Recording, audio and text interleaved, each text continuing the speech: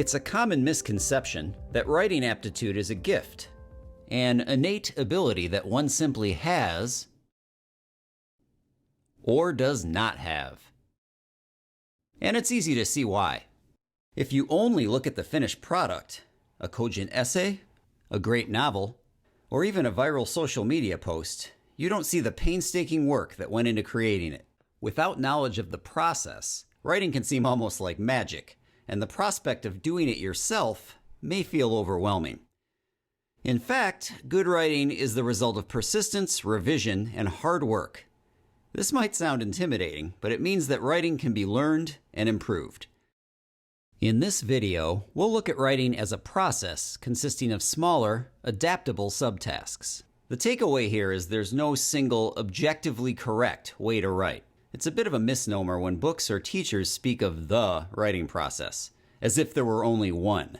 The process is different for everyone, and should always be adapted to audience, context, and your writing goals. In this sense, the goal of a writing course is not to teach you the writing process, but rather to help you develop and refine your own writing process. So what does the so-called writing process look like, and how can I make it work for me? You've probably seen some version of this model before. These stages are accurate insofar as they describe things that writers typically do when they write. In practice, however, writing is rarely this straightforward. Good writers engage in these activities, but not necessarily in the same way or in this sequential order. Scholars and teachers continue to disagree on how many stages there are, or even whether stages are the best way to characterize the process. In the 1970s and 80s, new research expanded and challenged our notions of the writing process, confirming what many of us already suspected, that writing is not as linear as this model suggests. For most writers, the reality of writing is much more complicated. This circuitous graphic is closer to what really happens when writers write. The activities that comprise writing tend to be more interconnected and recursive, meaning that the process loops back and repeats itself. The process has a general order, but you can always go back to a previous step and use those techniques again. Effective writers are continually brainstorming, rethinking, and revising. These things happen throughout the writing process, not just in one discrete stage. It's also important to note that we have different approaches to these activities, and many of them can work well. For example, the early part of the writing process is often the most challenging, and writers begin in a host of different ways. Some might brainstorm ideas with a visual concept map. Others might prefer to start with some reading and background research. Some writers need a working structure, be it an outline or at least a few bullet points, before they do any substantial writing. But others like to jump right in, start writing and figure out the structure later. Importantly, these are all perfectly legitimate ways to start a writing project. Some may be more effective depending on the task or your own preferences, but there is no one right way to begin. So it's fair to say that writing is a process, but it varies from person to person. This means, again, that there is no single correct way to write. It's better in this sense to approach the process as something adaptable and rhetorical. This means that the way we write depends on purpose, audience, and context, not to mention our own personal preferences. Good writers don't just follow the steps, they learn to adapt their process with these things in mind. So you want to use the writing process model as a flexible starting point, not a formula.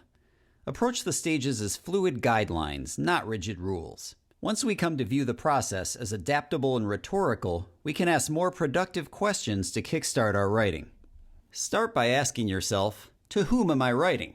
Different readers have different expectations.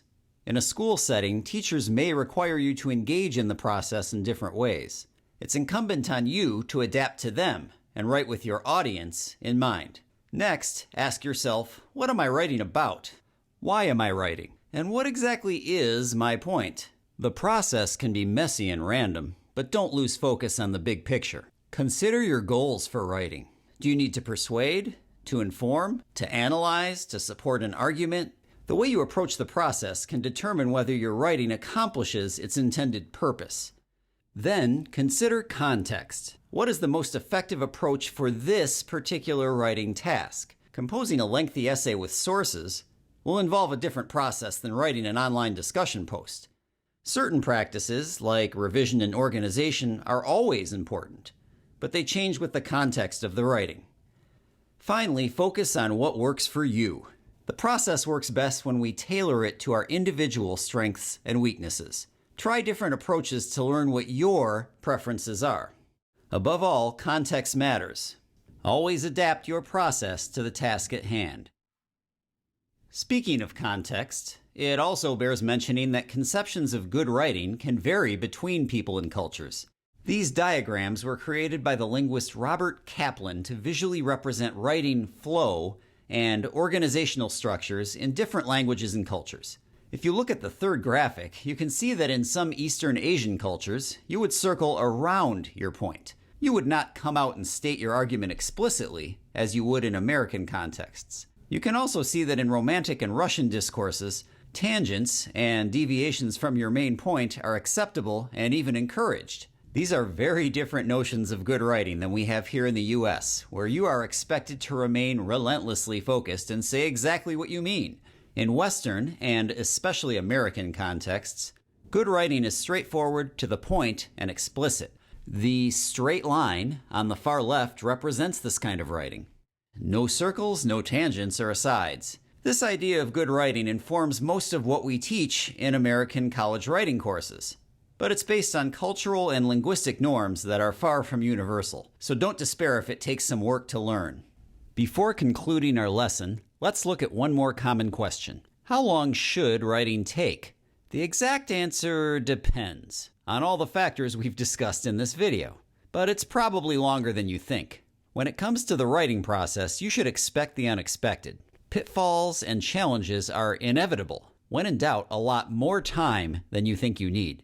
Expecting writing to be quick and easy is a recipe for frustration. Going back to our initial discussion, good writers aren't just innately talented. They work hard to revise and write multiple drafts, and sometimes even struggle to write.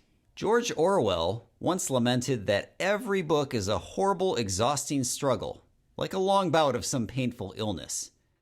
But perhaps Dorothy Parker put it best. I hate writing. I enjoy having written. So if you're having trouble, if your process is dragging a bit, or if you just feel stuck, don't give up. There's nothing wrong with you. Writing is supposed to be hard. The struggle is real, but it's also, unfortunately, part of the process. So give yourself ample time and learn to persevere through the challenging parts.